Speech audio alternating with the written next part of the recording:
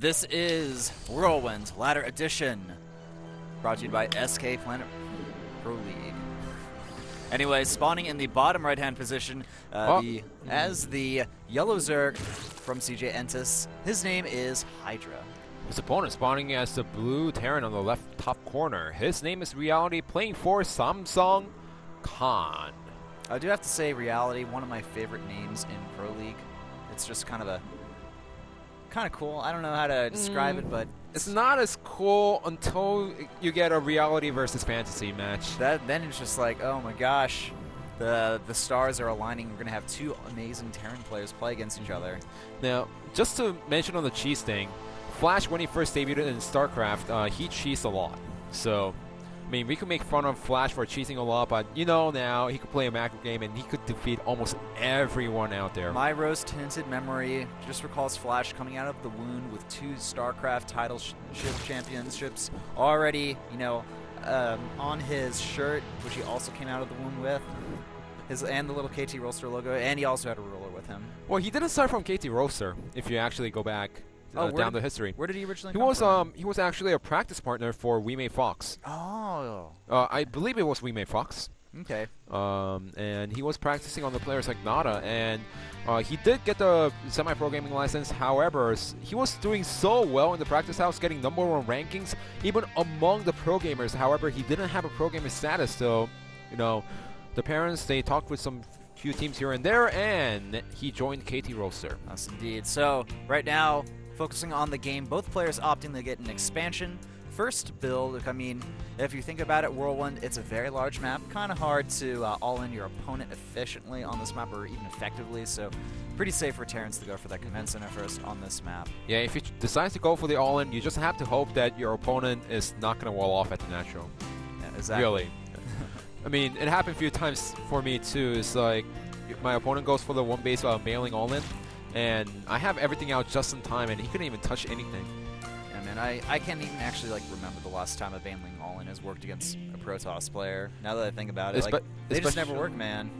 It might work on a small map, but especially on a map like Whirlwind, it's never possible. No, your Banelings are going to get swept away. Uh-oh, that looks like that SCV 10 health almost dying there. Reality forced to take that SCV off that command center. Going to delay it a little bit, so that drone already doing its job there. Going to scout in the main base, see if there's gas yet or not. The gas is seen. Is he going to go for the SCV? I don't know. No, I think he... 5 HP. He did attack once. He could go for it once again, but it seems like he wants to get the drone out before the Marine comes out. Yeah, it looks like he is going to go ahead and just scurry out of there with that drone. Doesn't want to lose it, doesn't want to take that risk, but then again, he doesn't really need to. It's not a big deal. And we have a pair of Zerglings out for Hydra as well, so he is going to be able to snipe off that SCV quite easily. They're actually doing some pretty good macro there with the Zerglings.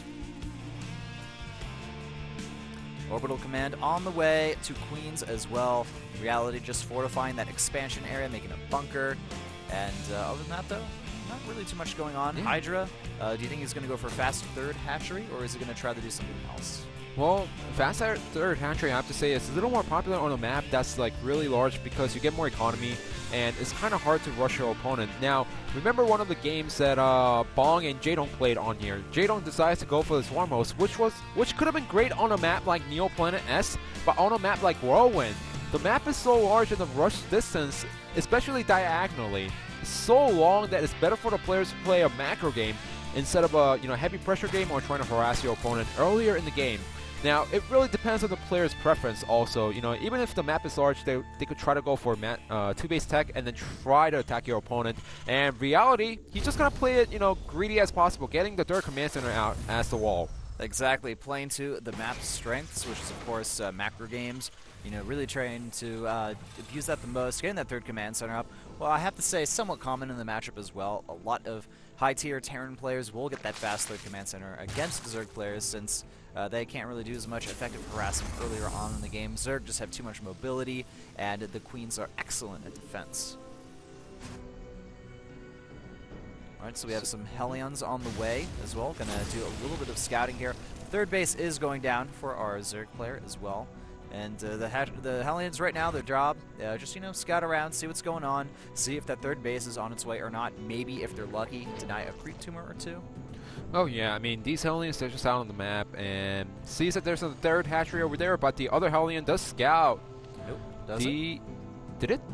I think he pulled out after seeing the hatchery. Yeah, I think he did. So he's okay there. Okay, yeah, Reality does see the hatchery, and he's fine. Now, do we have any additional Hellions coming out? Yes, up to 4 Hellions. However, Hydra does know about it, and he shouldn't take that much damage from this. Now he should be okay. Look at that excellent queen wall there, using the evolution chambers, using the double queens there to spread a lot of creep and pretty much make Hellion harassment impossible. I also want to point out the Overlord position by Hydra. Look on the minimap right there. On the right bottom, there's like a small right triangle with the Overlords and his main bases. So he's completely covered on where his opponent is going to push out. Indeed, and now we have 6 Hellions out on the field here, really going to be doing their best to deny the creep spread here. And that has delayed it a little bit, you know, so overall not too bad for him. Their command center lifting up. It's going to move over to the third base now. Widow Mines out on the way as well. This is going to start the transition to a mid-game as the layer gets close to finishing and both players finish their 1-1 upgrades momentarily. Yeah, well, I was going to speak about this a little bit earlier, but the Hellions being alive, that's really crucial for Reality at this point because he got a really fast third. He's getting a +1/+1, and 2 additional barracks are on the way, but he's not gonna have that much Marines. So while he was going for the creep denial and trying to go for the queens, I was scared because if the Zerglings got a full surround, then Hydra could have gone for a counterattack and even deal a huge damage or even win the game. Indeed. So now Hydra moving into the next phase, getting the centrifugal hooks upgrade. That's going to make those banelings start to roll all over the map a lot faster. And Spire Tech on the way as well, so we're going to see the Mutiling baneling composition from him, at least in the mid-game. And Reality just continuing the macro up now, adding a lot of reactors to those barracks here, and really just overall quite a passive game, but that may change any second here. We have some hidden Zerglings on the map from Hydra. Well, it's not going to change any second. It's going to change in about a minute once those medevacs start coming out for our Terran player Reality. And with the Widow Mines and the map being so huge, it's going to be harder for Hydra to play this game out because he's going to have to move around the map constantly with the Overseer and the Zerglings taking out the mines everywhere. And you know, for Zerg players, there's limits. At some point in the game, you can't take out the Widow Mines because you're focusing somewhere else around the map, and that's when the Zerg player starts crumbling, when they lose so many Zerglings and Banelings and even Mutas to the Widow Mines around the map. So Hydra needs to be careful, he needs to be active around the map, but at the same time, he needs to micro perfectly before the Widow Mine gets a hit on the Zerglings. Indeed, so now 22 Zerglings on the way, the Muta production has started, so we're going to hopefully see some Muta harass come out pretty soon here from Hydra. Reality is still trying to do his best to maintain some map presence here, but as we look on the map, it's slowly getting more and more purple. Oh yeah, this I really want to commend on him for the creep spread, because the creep spread allows him to move the units faster, but it also gives him the scouting information and also tells him where the Widow Mines are really close to his base. And now look at this Hydra hiding a lot of Zerglings and even getting the Banelings out, so it seems like he wants to deal some critical damage before his opponent transitions into the medevac Bioforce. This is going to be interesting timing from both players here, because Reality, he has his units around the center of the map. He wants to make some moves happen. There are some good Widow Mines here, though, that'll be ready against any annoying harassment from Hydra, but you know, that's a lot of units up there. Hydra needs to be very careful to not send all of his units in yet. I think he's waiting for something to trigger this attack here. The Mutas may be that key there, and the Widow Mines moving out here, doing a good amount of damage. And now the Banelings roll in, taking out that bunker almost instantly, killing a lot of the bio. And now these Mutas, they're going to move in almost uncontested, doing a little bit of damage, but with this reinforcements, they are going to scare away the Mutas. No, they don't want to fly over all of those Marines. Oh, so many weak Mutas. The turret as well, and the Widow Mine this did not work out at all for Hydra. You know, he should have thrown 2 or 3 Zerglings initially and then try to move out with the main force. Instead, he moved out with the main force with the Zerglings, and one of the Widow Mines got a really nice shot on all of the Zerglings, and that was enough for Reality to defend once his reinforcements are right back to the main base. Yeah, but now we have a big engagement going on in the middle of the map here. A pretty nice surround from Hydra. He was able to get a lot of kills here. Banelings are still straggling slightly behind, but the stem, it's ended. Now the Zerglings, they're surrounding everything, doing a good amount of damage, backing up before the Hellions can get too many free hits there. And now the Alligator Clips research is being upgraded for those Widow Mines as well, so we're going to see more Widow Mines come into play very soon in the game here. And the Hive Tech also on the way for Hydra here, so both players getting ready for the next stage, man. They want to go into the fight protect. They want to try to get more units. And, oh, man, big, humongous Widowmine hits going off on that army. So many Zerglings, and that mainly getting killed as well, and even more getting picked off there, unfortunately. Where are the Overseers? This is what I was talking about. At some point in the game, the Zerg players stop focusing on those Widow Mines, and that's when they start losing too many Zerglings, and once they lose all of the Zerglings, Terran can get a free win right after. Now, one thing that I want to point out is that reality, he hasn't been dropping that much around the game as some of the other Terran players that we've been seeing. Yes, the mutas are out on the map. Yes, the medivacs get sniped by the mutas easily, but here's a nice round by the Zerglings, but nice lift by reality. Oh, but the medivacs, they get sniped off by that large muta count, and now 2 Overseers are on the map. They're going to be able to identify this. Hydra running through with a lot of reinforcements here. And Reality, now it's his turn to be on the defensive. His turn to be very careful here. Good Baneling connects. They're getting a good amount of units here. The Zergling count is slowly dwindling, but at the same time, there are not many Marines left here. Wow, you know what's fantastic right now? He's killing all the medivacs that are coming out, which means that Reality, he can... You know, that was the answer. He couldn't go for the drops because he didn't have the medivacs, and also that's going to delay his push for such a long time.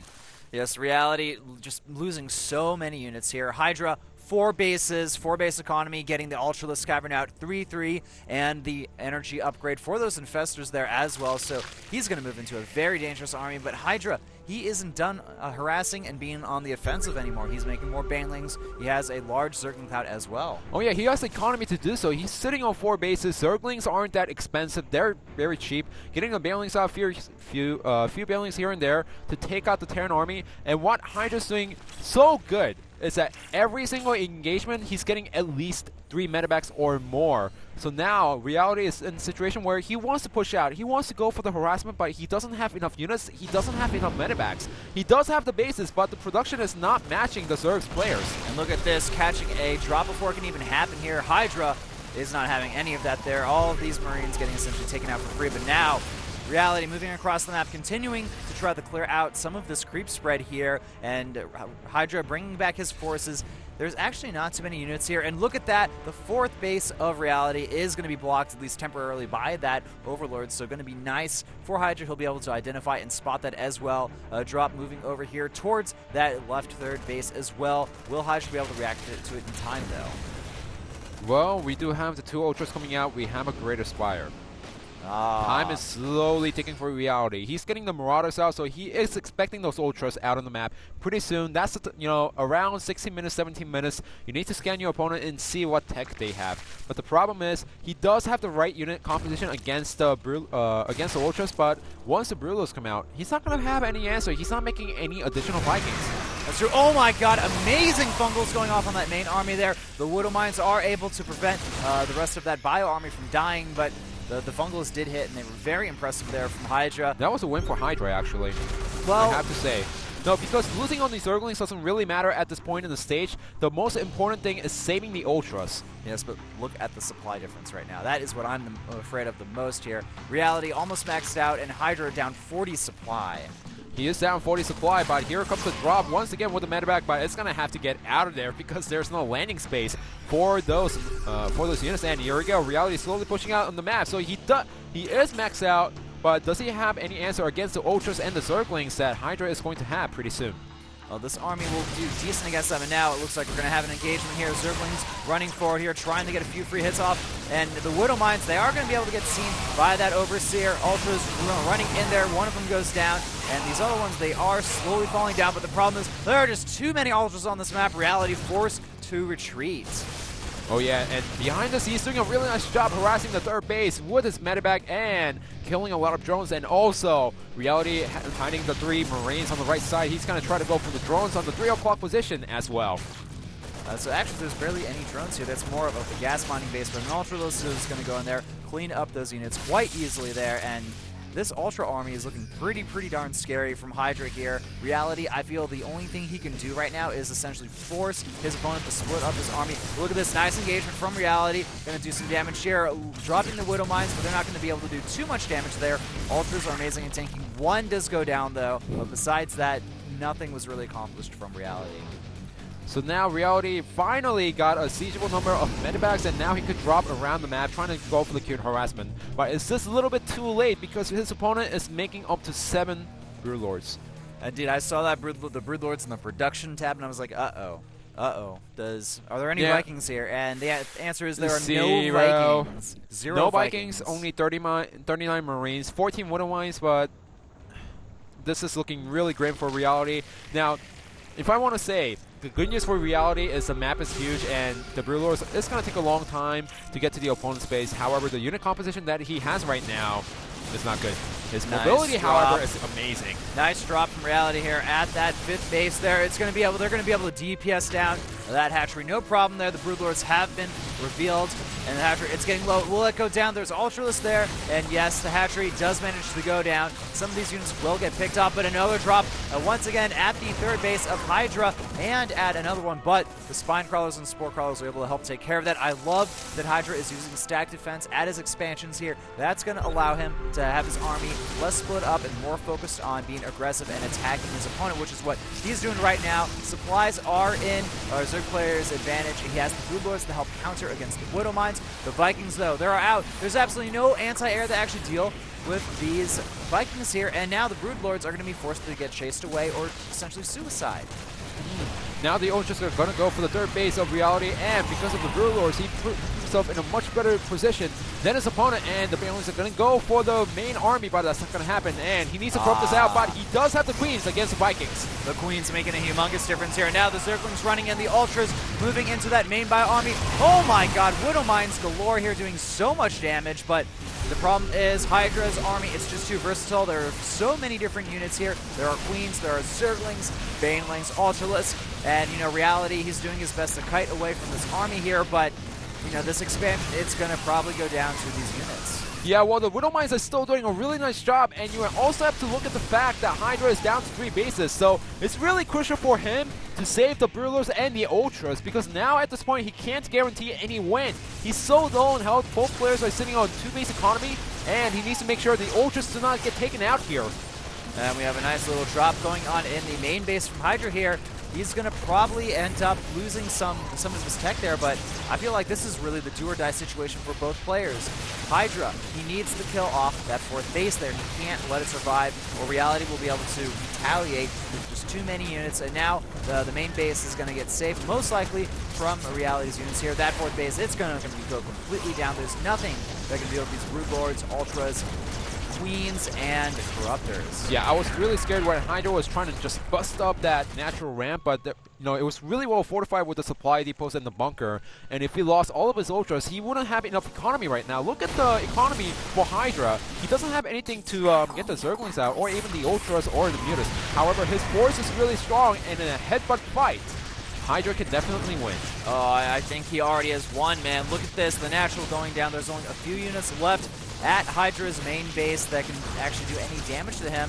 And Hydra, you know, just continuing to kill off more tech buildings. Look at that command center hidden over in the top right-hand corner, using a lot of mules to try to make some Marines here. But is he actually going to go for the elimination? Or he may try to go for the elimination, but the problem is there are just so many Zerg buildings on the bottom right-hand of the map there. Now, well, Hydra moving in with his main force. He has a lot of Banelings added to that as well. And just there's so much here. The Vikings doing a good job. Banelings rolling in, though. Nice connections going off, and there's not much of this Terran army left. But that Ultra getting a little bit over-eager there. It will get taken out, but the problem is there are still a lot more left here. Well, this is looking a little scary for Hydra, because he lost all his tech buildings inside the main base. He doesn't know about the 1 o'clock, and he's slowly losing these Ultras. Now, if the attack fails, you know, I mean, it's still a hard situation for Hydra to lose in this position, because he has so many Ultras and so many Queens inside the main base. But if the Ultras get taken out, then Reality can actually win the game. Look at this, Reality using and abusing his SimCity in his base, but Infestors are added into the main army composition. That's exactly what you want in a situation like this, where you don't have a lot of resources. Nice Funkles going down, but there are a lot of medevacts to help heal here. No more Ultras. Oh my gosh, no more Ultras, no more Banelings. This was the situation that I was talking about. If Hydra becomes too overeager, he's not going to have anything. Yeah, now there's just a few Zerglings left here, and Reality, he is supply blocked here. He does have a handful of Vikings, Marines, and Marauders. Hydra, unfortunately, throwing away a few units there, and the tenacity of Reality, man, has been quite impressive. Now he's moving around the map trying to see if there's any hidden expansions. He needs to check 1 o'clock, but he doesn't see it, and his opponent is also taking the 7 o'clock position. Oh wow, these hidden expansions are going to bite Hydra in the butt if this game moves on for a lot longer. And some SCVs over here getting taken out, but those Zerglings are all going to die here. Marines and Marauders doing good job cutting some Zerglings, reinforcing here, and they're going to be able to kill off a few of those bio units, but overall cost efficiency does go to our Terran player. And the problem is he has an economy. Yes. That's the biggest difference between the two players.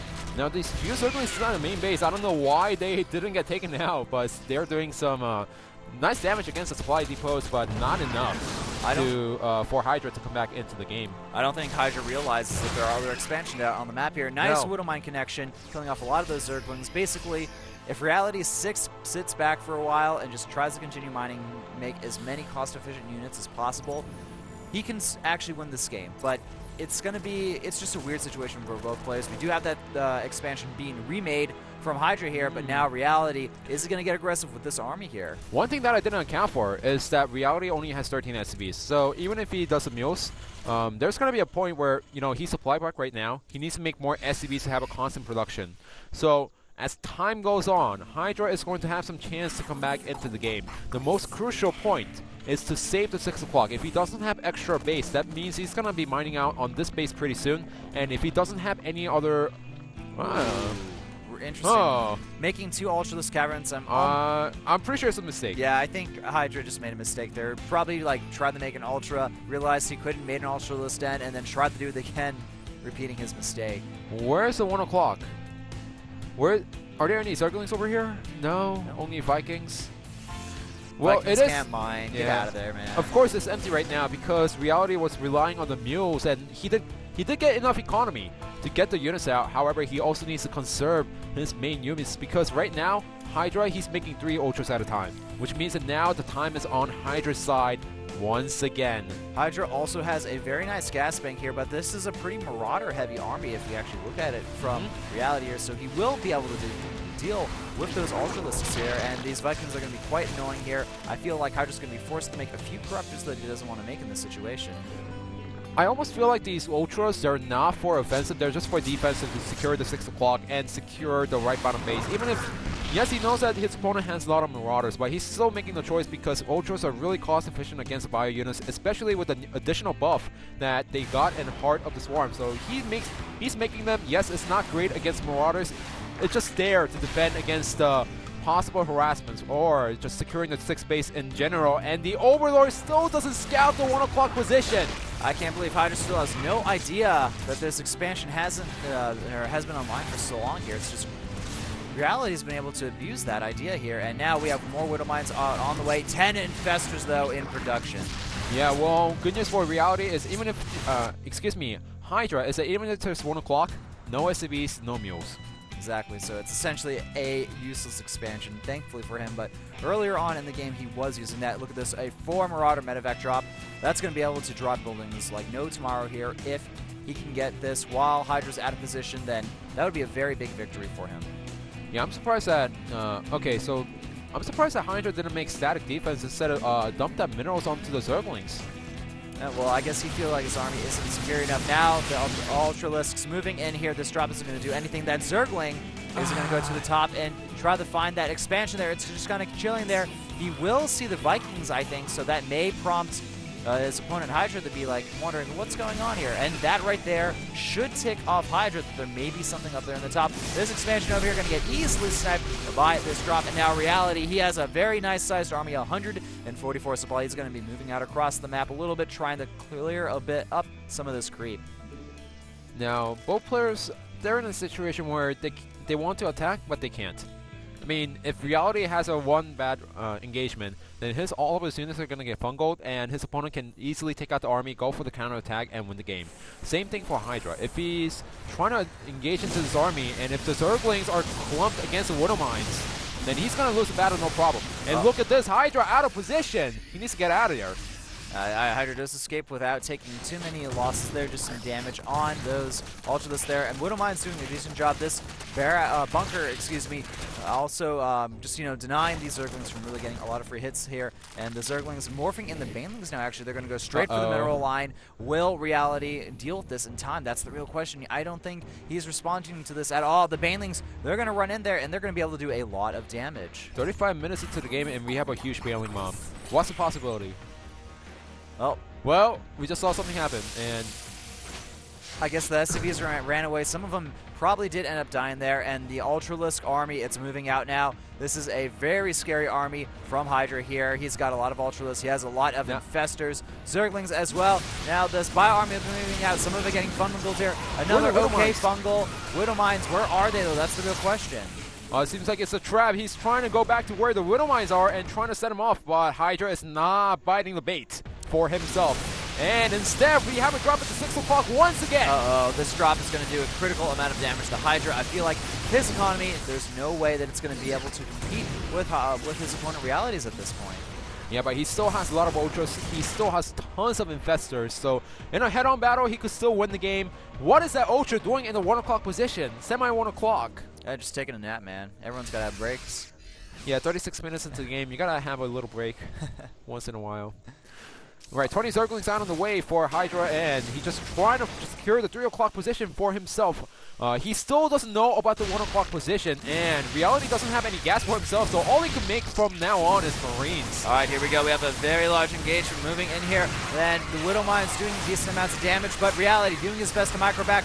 Where are the Infestors, though? That's the real question. I don't see any in this army composition, but those Ultralisks, they're able to just completely, run forward and attack this army head on. Reality, though, doing as best he can to micro against this force here. Now, he does have tons of minerals for himself to make the Marines for himself, and since there aren't that many Ultras, he could use the Marines to take out the Ultras.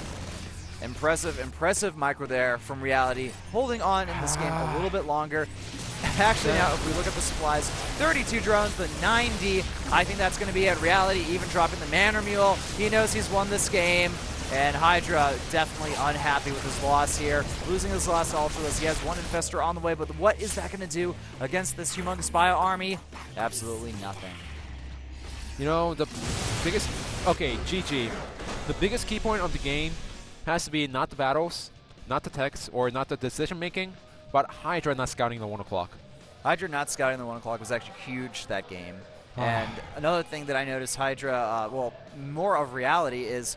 Reality's micro was actually intensely, I guess, extremely good that game. I mean, I remember there were so many units in Reality's base. He landed his Vikings. He was kiting parts of the Zerg army back into the corners as long as he possibly could, consistently trying to make sure that his opponent, was not getting a cost-efficient trade. Anyway, guys, the score is currently 1-2, Samsung in the lead. The next match, it's going to be Hero versus Turn. Don't go anywhere, guys. This is the SK Planet StarCraft 2 Pro League.